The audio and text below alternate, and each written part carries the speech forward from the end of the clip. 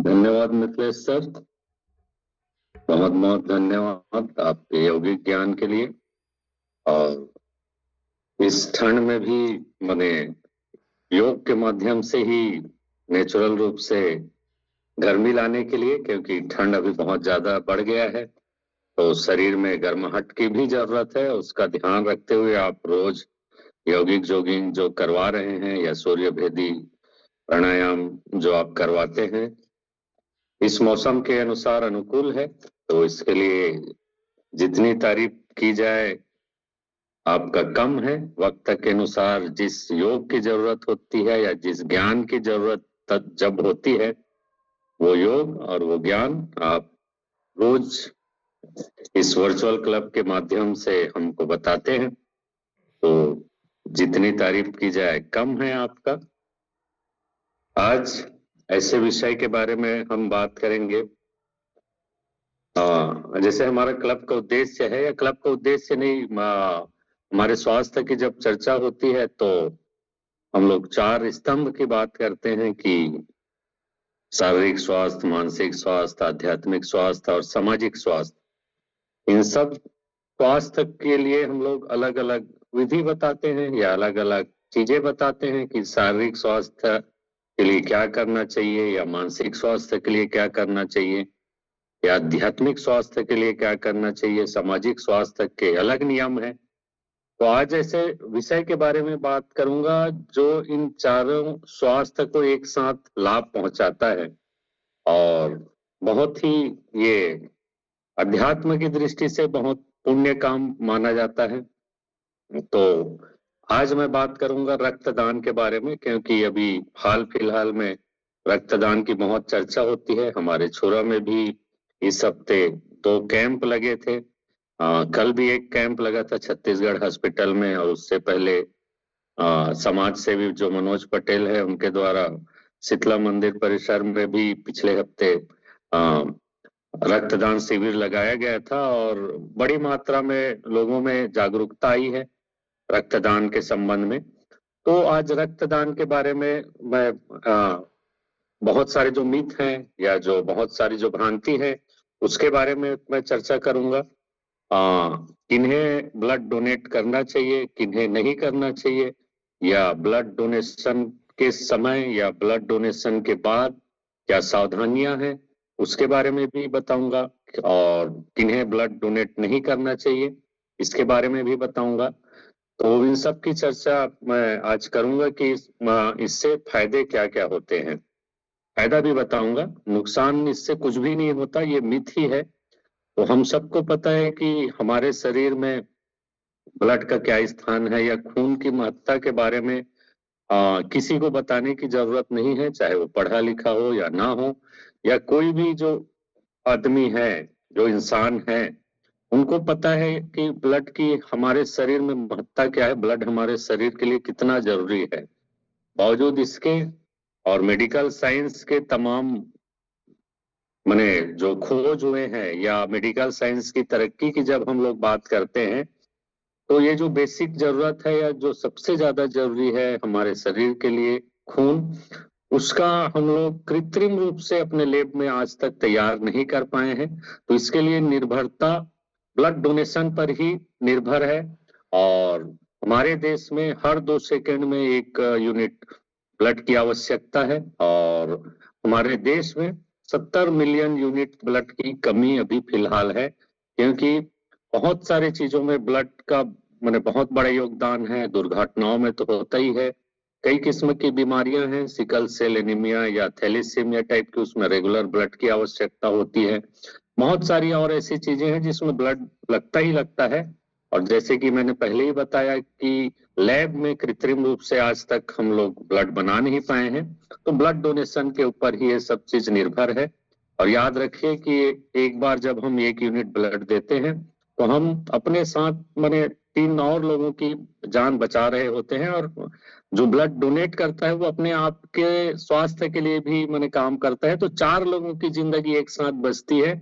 एक माने एक बार 1 यूनिट अगर ब्लड देते हैं तो इसको 3 भागों में बांटा जाता है कि प्लेटलेट्स और रेड ब्लड सेल और प्लाज्मा। तो एक साथ 3 लोगों की जान एक यूनिट से बच सकती है। तो बहुत सारे और बातें हैं, इसको मैं विस्तार से बताऊंगा। सबसे पहले मैं बताऊंगा फायदे कि ब्लड डोनेट करने से फायदा क्या होता है। तो सबसे पहले जो ब्लड डोनेशन का जो फायदा है वो है हमारे शरीर में आयरन का बैलेंस बनता है इससे। आप लोगों को जान के हैरानी होगी कि आयरन की अधिकता हमारे लिवर और हमारे हार्ट के लिए बहुत नुकसानदायक है। तो अगर हम ब्लड डोनेट करते हैं तो ये जो आयरन का बैलेंस है वो माने संतुलित होता है। आयरन की अधिकता से जो नुकसान हमारे लिवर को हो सकता है, माने डैमेज भी हो सकता है, लिवर खराब भी हो सकता है, उस पॉसिबिलिटी को या उस संभावना को खत्म कर दिया जाता है जब हम ब्लड डोनेट करते हैं। आयरन हमारे शरीर में संतुलित हो जाता है जिससे हम लिवर डैमेज होने से या लिवर की खराबी से बच सकते हैं। तो ये तो हुआ पहला फायदा। दूसरा फायदा मान के चलिए कि हृदय से संबंधित है। अगर रेगुलर रिसर्च ये बताते हैं कि रेगुलर अगर हम लोग ब्लड डोनेट करें तो हार्ट डिजीज से 50% तक की हम लोग को राहत मिल सकती है। इसके पीछे का कारण भी यही है कि रेगुलर आयरन की जब अधिकता हो जाती है तो वो हमारे हार्ट के लिए बहुत ही नुकसानदायक है और इससे हृदय संबंधी बीमारी और कार्डियो मस्कुलर डिजीज जिसको बोलते हैं वो हो जाता है। तो अगर हम लोग लगातार अगर ब्लड डोनेट करें तो हमारे हृदय का जो स्वास्थ्य है वो 50% सुधर सकता है बिना दवाई के, सिर्फ अगर आप ब्लड डोनेट अगर लगातार करते हैं तो ये हमारे हृदय के लिए भी अच्छा है।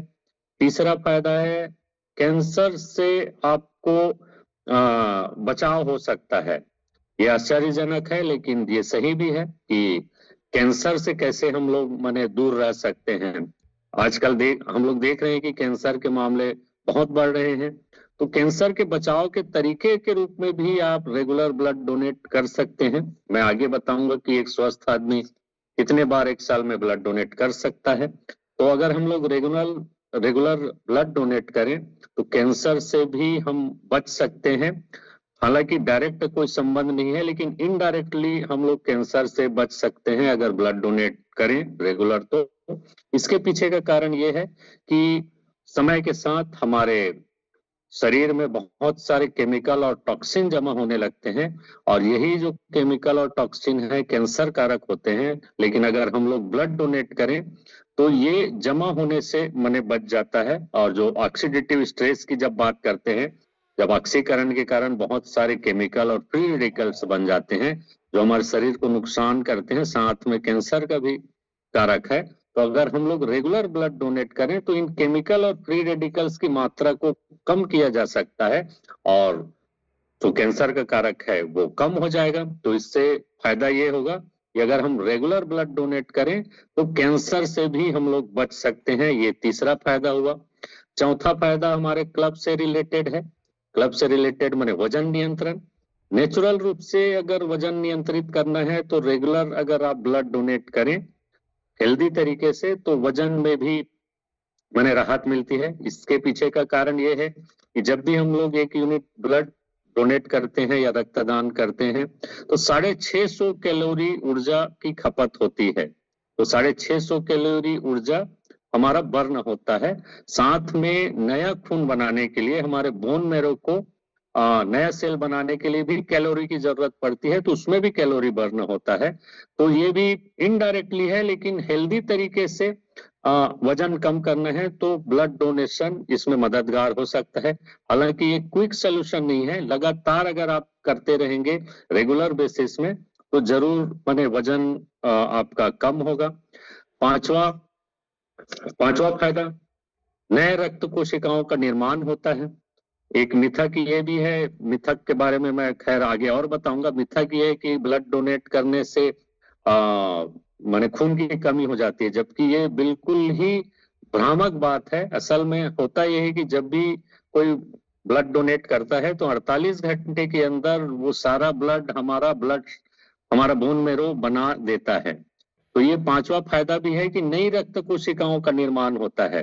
और रक्त के बारे में मैंने पहले ही बताया है कि जितने भी हमारे रक्त कोशिकाएं हैं या जो रेड ब्लड सेल्स हैं, उसकी जिंदगी 120 दिन होती है मैक्सिमम। 120 दिन के बाद उसको मरना ही होता है। तो एक दूसरे नजरिए से भी सोचे कि अगर ब्लड सेल 120 दिन में ही मर ही जाता है, तो हम लोग ब्लड दे के किसी की जान बचा के अगर करें तो उसमें कोई नुकसान नहीं है। तो 48 घंटे के अंदर ब्लड बन जाता है। रेड ब्लड सेल बनने का ये फायदा है कि जितने अगर नए ब्लड सेल बने हैं, वो ऑक्सीजन कैरिंग कैपेसिटी उसकी ज्यादा होती है। ताजा ताजा अगर कोई खून बनता है तो वो सेल्स को ऑक्सीजन अच्छी तरीके से पहुंचा सकता है और आप नेचुरली हेल्दी बने रह सकते हैं। छठवां फायदा है स्ट्रेस और मानसिक स्वास्थ्य से। जैसे कि मैंने बताया कि चारों प्रकार के स्वास्थ्य का इसमें लाभ होगा। ये फायदों में मैं बताते जाऊंगा। शारीरिक लाभ के बारे में तो मैंने 5 बातें बताई। छठवां ये बात है मानसिक स्वास्थ्य के बारे में कि जो लोग रेगुलर बेसिस में ब्लड डोनेट करते हैं, उनको स्ट्रेस और एंजाइटी की प्रॉब्लम बहुत कम रहती है। इसके पीछे का कारण ये है कि जब भी हम किसी को मदद करते हैं किसी भी प्रकार से, कोई भी अगर हम लोग मदद करते हैं, चाहे पैसे की हो चाहे कोई और चीज की हो, तो इसमें भी एक भाव आता है। जब हम किसी को ब्लड डोनेट करते हैं या किसी कैंप में ब्लड डोनेट करते हैं, तो ये हमारे मन में विचार आता है कि हम किसी को मदद कर रहे हैं।